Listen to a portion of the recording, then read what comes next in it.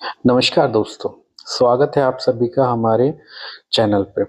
आज की इस वीडियो में हम बात करेंगे 100 गज के घर के स्लैब के बारे में। अगर आप भी अपना घर बनवा रहे हैं, तो यह वीडियो आपके लिए बहुत ही उपयोगी है। स्लैब वर्क क्या होता है? स्लैब एक आरसीसी की छत होती है, जो पूरे घर का लोड बीम से कॉलम, कॉलम से नींव पे ट्रांसफर करती है। आरसीसी क्या होती है? आरसीसी हमारा एक मोटार मिक्सचर होता है, जिसके अंदर हम रोडी, डस्ट, सीमेंट और वाटर को एक रेशियो में मिक्स करते हैं। फिर एक हमारा ग्रिड बन के हम उसको छत के ऊपर डालते हैं, जिसको हम आरसीसी बोलते हैं, जो हमारा एक मोटार होता है। आरसीसी को हमें सही रेशियो में मिक्स करना जरूरी है। अगर हमारी स्लैब में M20 की कंक्रीट है, तो जो हमारा M20 का रेशियो है वो है 1:1.5:3। अगर हमारी कंक्रीट M25 है, तो M25 के लिए जो हमारा रेशियो होगा वो हमारा 1:1:2 होगा। इसको रेशियो को हमें सही से मिक्स करना है। अगर हमारा रेशियो सही से मिक्स नहीं होगा तो हमारी कंक्रीट फेल हो सकती है। इसलिए स्लैब का जो वर्क होता है वो मजबूती और सही तरीके से होना बहुत ही जरूरी है। आरसीसी स्लैब कास्टिंग के हमारे 5 स्टेप्स होते हैं। जो स्टेप इस तरीके से, स्टेप 1 में हम अपना शटरिंग और सेंटरिंग का काम पूरा करते हैं। स्टेप 2 के अंदर हम स्लैब स्टील बेंडिंग या रेनफोर्समेंट बेंडिंग करते हैं। स्टेप 3 के अंदर हम इलेक्ट्रिक और प्लम्बिंग वर्क करते हैं। स्टेप 4 के अंदर हम स्लैब कंक्रीट वर्क करते हैं। और जो हमारा स्टेप 5 है, ये बहुत ही इंपॉर्टेंट और मेजर रोल रखता है स्ट्रेंथ के लिए। इसको हम बोलते हैं क्यूरिंग।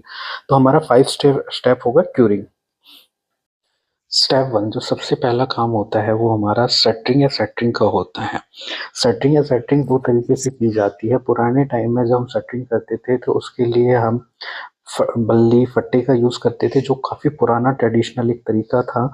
बट आज के टाइम में हम जो शटरिंग करने के लिए लोहे की या एमएस की शटरिंग्स का यूज करते हैं, जिसके अंदर हमारे एमएस के जैक होते हैं, एमएस की बेस प्लेट होती है, एमएस के अपने प्रॉप एंड जैक्स होते हैं, एमएस की प्लेट होती है, एमएस के चैनल होते हैं, जिससे कि हमारी शटरिंग को एक स्ट्रेंथ मिलती है। शटरिंग का लेवल हमारा अच्छे से होता है। शटरिंग के अंदर हमारा कोई भी एंडुलेशन नहीं होता। हमारा शटरिंग जो हम सरिया बांधते हैं या कंक्रीट करते हैं, तो उस टाइम हमारा शटरिंग का खिसकने का जो चांस होता है या हमारा शटरिंग को डाउन होने का चांस है, वो बिल्कुल रिड्यूस हो जाता है। जब हमारी शटरिंग अच्छे से हो जाती है, तो उसके बाद फिर हमें लेवल चेक करना होता है कि हम जो 100 गज या 900 स्क्वायर फीट का शटरिंग हमने लगाया है, उसका लेवल हमारा चारों कॉर्नर, मिड में या हमारे अल्टरनेट बीम्स पॉइंट पे सारा हमारा 0-0 होना चाहिए। इसके लिए हम लेवलिंग करते हैं। जब हमारे पूरी छत का लेवल हो जाता है, उसके बाद हमें उसकी सपोर्ट को अच्छे से चेक करना है कि जो हमारे आउटर बीम हैं, आउटर बीम की साइडें हैं या हमारे इनर बीम हैं, उनमें हमारी सपोर्ट अच्छे से लगी हुई है, हमारे जो base jack, U jack, prop हैं वो अच्छे से टाइट हों। ये सारी चीज़ें चेक करने के बाद हमारा स्टेप 2 स्टार्ट होता है। स्टेप 2 के अंदर हम बात करते हैं स्लैब स्टील बेंडिंग। हमें स्लैब का स्टील कैसे बांधना है, या हमारा जो रेनफोर्समेंट है उसका हमारा डाया कौन सा होना चाहिए, हमारा मैन बार कितने डाया का होना चाहिए, डिस्ट्रीब्यूशन डाया कितना होना चाहिए। जनरली जब हम 100 स्क्वायर यार्ड या 900 स्क्वायर फीट की स्लैब का हम स्टील बेंडिंग करते हैं, तो जो हमारा इसमें मैन बार होता है वो हमारा 10 mm डाया या 12 mm डाया का होगा। अगर हम डिस्ट्रीब्यूशन बार की बात करें, तो जो हमारा डिस्ट्रीब्यूशन बार होगा वो हमारा 8 mm का होगा। अगर स्पेसिंग की बात करते हैं कि हमारा सेंटर टू सेंटर स्पेसिंग क्या होगी, तो जो हमारी स्पेसिंग 6 इंची से लेके 7 इंची तक की हम स्पेसिंग यूज करते हैं 900 स्क्वायर फीट या 100 गज के घर के लिए। जो हमारी 100 गज की घर की स्लैब का स्टील बेंडिंग होता है, उसके लिए हम 6 से 7 इंची अपना centre to centre steel spacing रखते हैं। बीम और कॉलम के पास हमें एक्स्ट्रा सरिया डालना होता है, जो हमारा टॉप में डलता है। उसमें जो हमारा मैन बार होगा वो 10 mm या 12 mm, और डिस्ट्रीब्यूशन बार को हम 8 mm का ही यूज करते हैं। जो हमारा सारा स्लैब का जो स्टील बेंडिंग होगा वो हमें एज पर जो हमारी स्ट्रक्चरल ड्राइंग है, अगर स्ट्रक्चरल ड्राइंग के अंदर हमारा मैन बार 10 mm है, तो हमें 10 mm यूज करना है। अगर स्ट्रक्चर ड्राइंग के अंदर हमारा मैन बार 12 mm है, तो हमें 12 mm ही यूज करना है। हमें सारा जो काम है वो स्ट्रक्चर ड्राइंग के अकॉर्डिंगली ही करना है। अब बात करते हैं हम स्टेप 3 के अंदर हमारा इलेक्ट्रिक और प्लम्बिंग का वर्क आता है। जब हमारी स्लैब की शटरिंग और स्लैब रेनफोर्समेंट बेंडिंग कंप्लीट हो जाता है, तो जो हमारा नेक्स्ट स्टेप होता है वो हमारा इलेक्ट्रिक और प्लम्बिंग वर्क का होता है। इलेक्ट्रिक और प्लम्बिंग वर्क के अंदर जितनी भी हमारे स्लैब में कंड्यूटिंग होती है, कंड्यूटिंग का हम यूज़ क्यों करते हैं? स्लैब के अंदर जो हमारे फैन बॉक्स हो गया, कंसील लाइट हो गई, उसके वायरिंग के लिए हम कंड्यूटिंग यूज़ करते हैं। हमारा जो एज पर ड्राइंग के अंदर हमारे जितने भी फैन बॉक्स हैं या हमारी कंसील लाइट हैं, उनकी लोकेशन तक वायरिंग वायरिंग के लिए हम कंडक्टिंग पाइप का यूज़ करते हैं। तो हमें हमारे एज़ पर ड्राइंग के अंदर जितने भी हमारे कंसील पॉइंट हैं या हमारे फैन बॉक्स हैं, उसके लिए हमें कंडक्टिंग करनी होती है।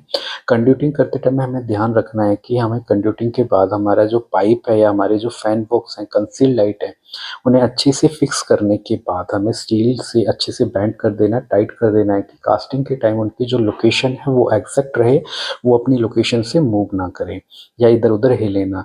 हमें जो मेजर पॉइंट ध्यान रखना है कि हमें अपने कंसील पॉइंट का जो एंड पॉइंट होता है या हमारे जो पाइप का एंड पॉइंट हो गया या फैन बॉक्स का जो हमारा ओपन एरिया हो गया, वो हमें टेप या पेपर से अच्छे से फिल कर देना है कि कास्टिंग के टाइम हमारा कोई भी सीमेंट सैलरी या कंक्रीट हमारा पाइप के अंदर या फैन बॉक्स या कंसील लाइट के अंदर ना जाए, जिससे कि वो चॉक ना हो। अगर हमारा कोई भी पाइप चॉक हो जाता है तो वो हमें उस पे फिर से रीवर्क या तोड़ के हमें वो पाइप डालना पड़ेगा।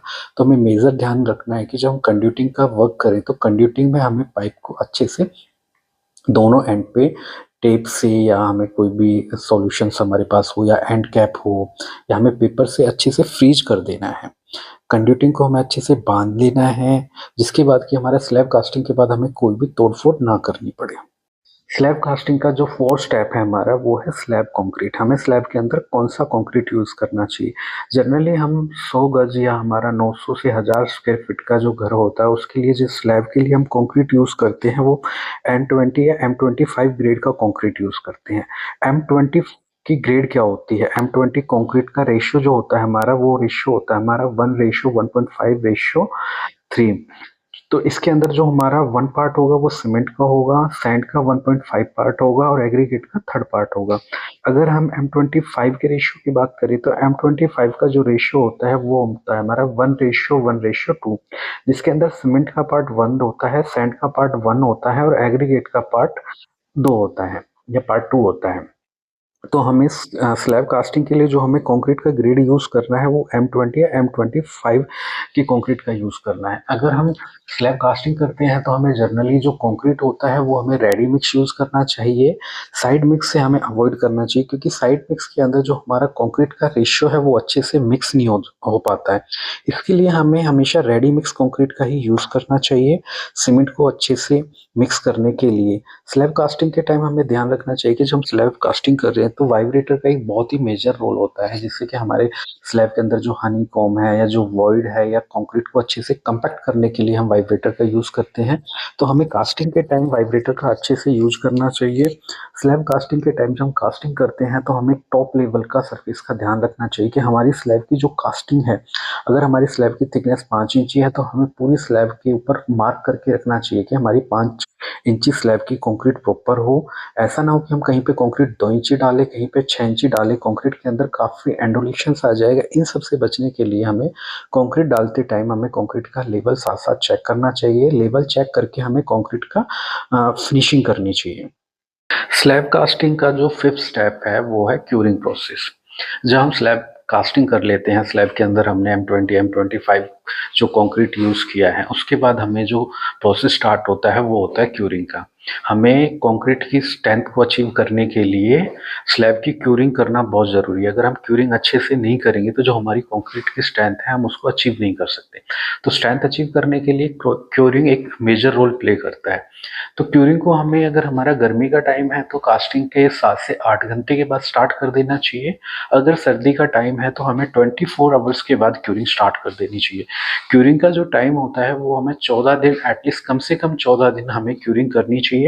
कास्टिंग के बाद छत के ऊपर हमें पानी भर के रखना है, जिससे कि हम अपने जो कंक्रीट की स्ट्रेंथ है उसको मैक्सिमम अचीव कर सके।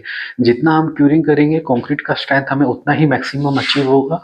अगर हमने क्यूरिंग का टाइम रिड्यूस कर देते तो जो स्लैब की स्ट्रेंथ है वो भी रिड्यूस हो जाएगी। इसलिए क्यूरिंग सबसे मेजर पार्ट है हमारा कंक्रीट के अंदर, कि हमने अगर स्लैब कास्ट कर लिया है तो हमें एटलीस्ट 14 डेज तक कंक्रीट की क्यूरिंग करनी चाहिए।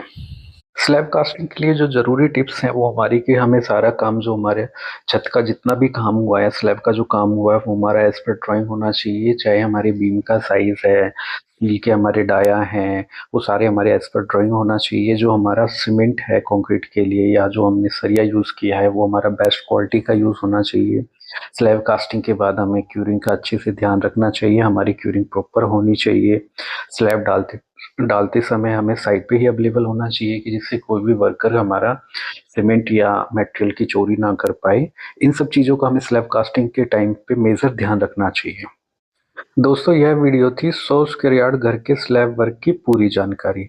वीडियो पसंद आई तो लाइक शेयर और चैनल को सब्सक्राइब करें। कोई भी सवाल हो तो आप कमेंट में पूछ सकते हैं। धन्यवाद।